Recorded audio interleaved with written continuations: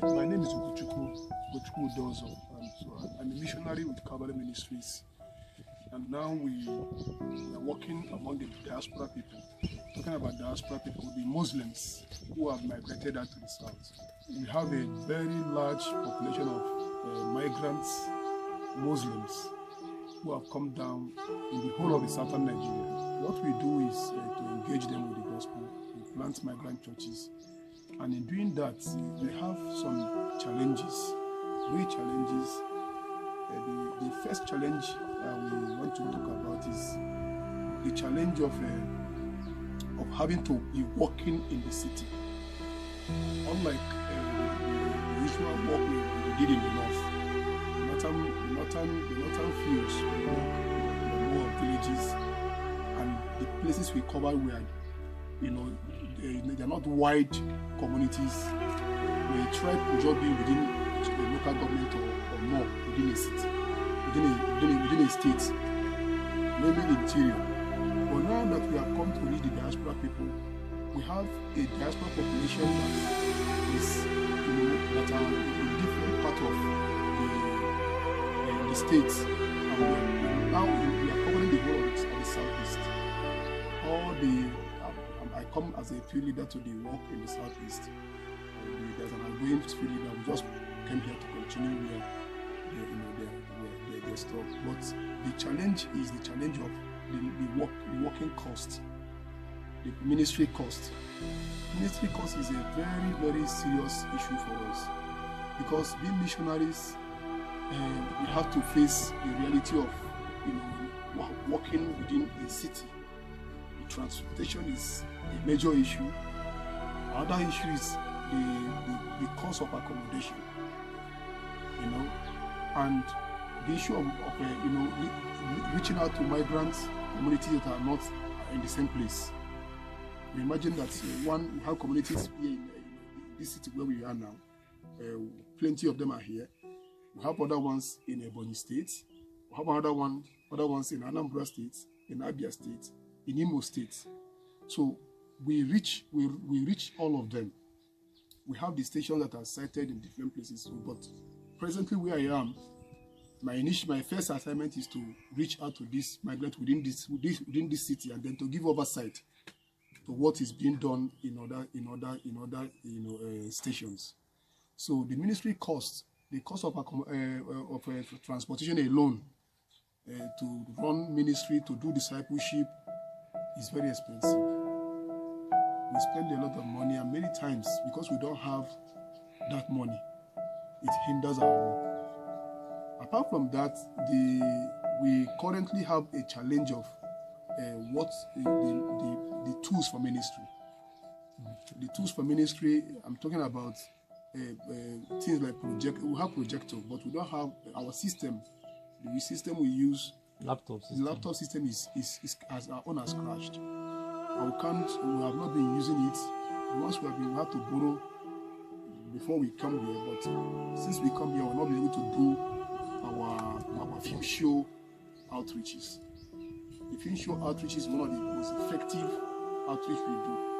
We go to a migrant community, bring in, set up a public address system that can cover the environment, put up a screen, and you can project gospel films in contextually the language of the language. So the northern people are people that love to watch films. They come to watch, and as they are watching, the message of the gospel is what they are watching at the place. And from there, our numbers will be displayed for them to respond to us, to call us. And that's how we will be able to engage them over the years in different places. But we can't do that now. We have no system now, and we have the need of megaphones. I'm talking about Tori, this speaker megaphone. Yes, that also is what we use for regular ministry. Like I put it in the vehicle, any place I go. Can just see as we are passing now, we just come out and we see a community, we set up that thing, and we preach, and we follow that thing, and we go back again. We go to where we are going. apart from that, the routine ministry is actually done with that. But we don't have it now.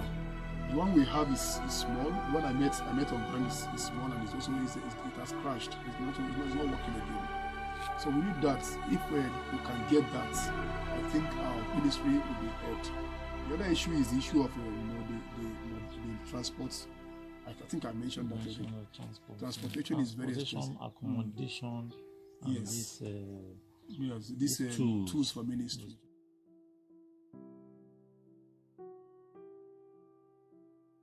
Okay, so what on that aspect, we are missionaries that are working by faith, fully by faith.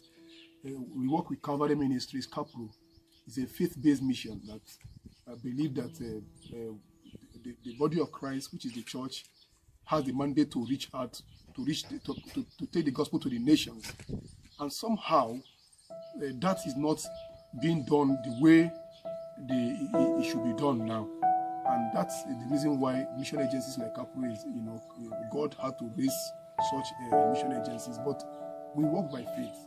We go. What I mean by working by faith is that we believe that God has called us, and that He is the one who, through His people, through the body of Christ, believers who believe in God's work, in God's mission, they are the ones whom the Lord has also given the mandate, by steering their hearts to meet the needs of both His work and also the workers. So what I mean is that I don't have a church that is, I can say, has sent me, but we are sent by Calvary Ministry. We have missionaries that are under Calvary Ministries, and the church that is sending us is actually the body of Christ, not a particular denomination. Whoever the Lord leads, whoever because we believe that we are called to go out.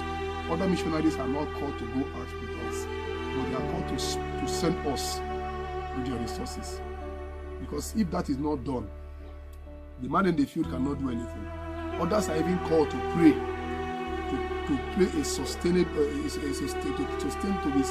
sustainably, as in persistently until the work is done.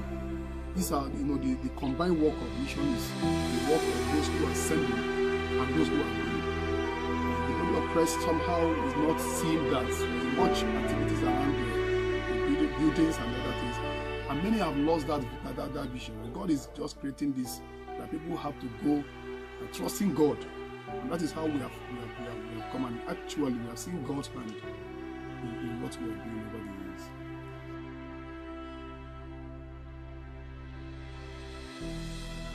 Yes, they are first of all because they are the unreached peoples.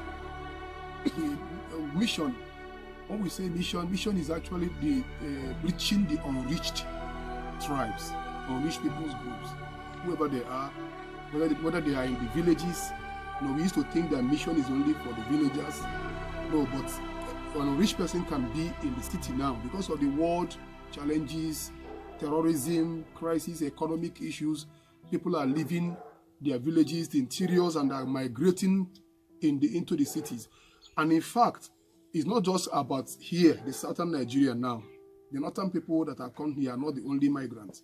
The whole world, we perceive that the world mission is going diaspora. The world mission is going diaspora because the Middle East are emptying themselves into Europe and America. Whoever is in this world now, in any city in the world, can testify to this. Now, the work of mission is not here, is undone. There are still many, millions of, in fact, more than 1 billion people, more than 2 billion people in the world today are still called the unreached. And if they have come down, our remandate of the church was to carry the gospel to them wherever they are in the world. But now, crisis is bringing them, the end of the world is emptying themselves to the corridors of the church. And somehow the church is not ready for these people. The church is not even, in fact, the church is not even seeing what to do. The church even lack what to do about these people. There is a kind of fear and anxiety, perplexity about their presence. And it has become a major hindrance, because a person who is afraid of another person cannot even, interact with the person. So that's where the missionaries come in. We have come here because they are special attention to us, because they are of special interest to us, because we need to get the church to see them, and also help the church to know what to do in engaging them. And then also, we also need to do the work of reaching out to them, because they are the actual unreached people tribes, people groups we have in the world. So what we are doing is to both do reach them with the gospel, and also help the church to see that actually engaging them is possible, and that the fear of them, the fear of the migrants, especially the Muslims that are here now, is not the right strategy to solve that problem. That the church need to really see that these people are people who are vulnerable now, and they are here with us in a time bound, in a time that is not going to continue. I believe that if they are trying, if their own states get better, they may go back. And even if it doesn't get better, the way their lives is, they are missionary in their own religion. They could actually grow here, and already they are reaching out to our people. They have their own Islam in their hand. A Muslim doesn't need to be a missionary before he becomes a missionary. By the life of a Muslim, the life of a Muslim is actually a missionary life. Every place he finds himself, he's already doing things that are bringing others into his own religion, and it's happening already. So we have an emergency in our hands, both to engage the Muslims and to get the church to see that these people are here with us. The end of the world have come to us, and the reason why the church exists is to carry the gospel to the unreached people. And now, what is keeping us from doing that? So that's why we think there are people of interest, special interest to us, to both the church and even the communities